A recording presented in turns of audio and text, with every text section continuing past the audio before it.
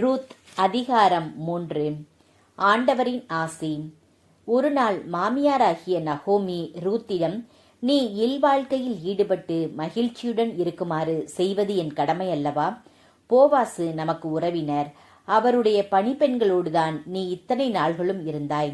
நான் சொல்வதை கவனமாக கேள்.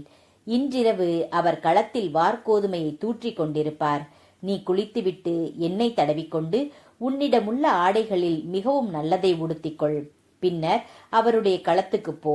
ஆனால் அவர் உண்டு குடிக்கும் வரை அவர் கண்ணில் படாமல் இரு. அவர் படுக்கும் இடத்தை பார்த்து வைத்துக்கொள்.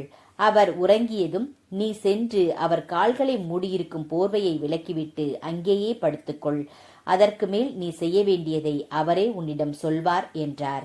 ரூத், நீ சொல்லித்தந்த அனைத்தையும் நான் செய்கிறேன் என்றார். அவ்வாறே ரூத் அந்த களத்துக்கு சென்று தம் மாமியார் சொல்லித்தந்த அனைத்தையும் செய்தார். போவாசு உண்டு குடித்து மகிழ்ச்சியாயிருந்தார். பிறகு அவர் தானிய குவியல் ஒன்றின் அருகே சென்று உறங்குவதற்காக படுத்துக்கொண்டார். சிறிது நேரம் கழித்து ரூத் ஓசையின்றி அங்கே சென்று அவர் கால்களை மூடியிருந்த போர்வையை விலக்கிவிட்டு படுத்துக்கொண்டார். நள்ளிரவில் திடீரென்று போவாசு விழித்து கொண்டார். தலை உயர்த்தி பார்க்கையில் தம் காலருகில் ஒரு பெண் படுத்து கிடப்பதைக் கண்டு திடுக்கிட்டார். உடனே அவர், யார் நீ என்று கேட்க, அவர், நான் தான் ஐயா, ரூத், உம்முடைய அடியாள். நீரே என்னை காப்பாற்றும் கடமையுள்ள என் முறை உறவினர். அந்த முறைப்படி என்னை உமது போர்வையால் மூடும் என்றார். அதற்கு அவர், என் மகளே, ஆண்டவர் உனக்கு ஆசி வழங்குவாராக. நீ இதுவரை காட்டிய குடும்பப்பற்றை விட இப்போது காட்டும் குடும்பப்பற்றே மேலானது என்பேன். ஏனெனில் பணமுள்ள ஓர் இளைஞனை நீ நாடவில்லை, ஏழையாயினும் இளைஞனே வரவேண்டும் என்று நீ கேட்கவில்லை. என் மகளே, கவலைப்படாதே. என் உறவின் முறையினர் அனைவருக்கும் நீ எவ்வளவு நல்லவள் என்பது தெரியும். நீ கேட்பது அனைத்தையும் நான் செய்து முடிப்பேன். நான் உன்னை காப்பாற்றும் கடமையுள்ள உன்னுடைய முறை உறவினன் என்பது உண்மைதான். எனினும் என்னை விட இன்னும் நெருங்கிய முறை உறவினர் ஒருவர் உனக்கு இருக்கிறார். இந்த இரவு கழியும் வரை நீ இங்கேயே இரு.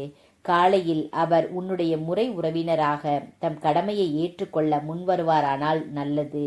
அவர் ஏற்றுக்கொள்ளாவிடில் நானே அக்கடமையை ஏற்றுக்கொள்வேன். வாழும் ஆண்டவர் மேல் இதை ஆணையிட்டு கூறுகிறேன். பொழுது புலரும் வரை இங்கேயே படுத்திரு என்றார். அவ்வாறே ரூத் பொழுது புலரும் வரை அவர் அருகே படுத்திருந்தார். ஒரு பெண் களத்திற்கு வந்திருந்தது யாருக்கும் தெரியக்கூடாது என்று போவாசு ஏற்கனவே அவரிடம் சொல்லியிருந்தார். அதற்கிணங்க ஆள் அடையாளம் கண்டுகொள்ள இயலாத வைகறை பொழுதிலேயே ரூத் எழுந்துவிட்டார். போவாசு அவரிடம், உன் போர்வையை விரித்து பிடி என்றார்.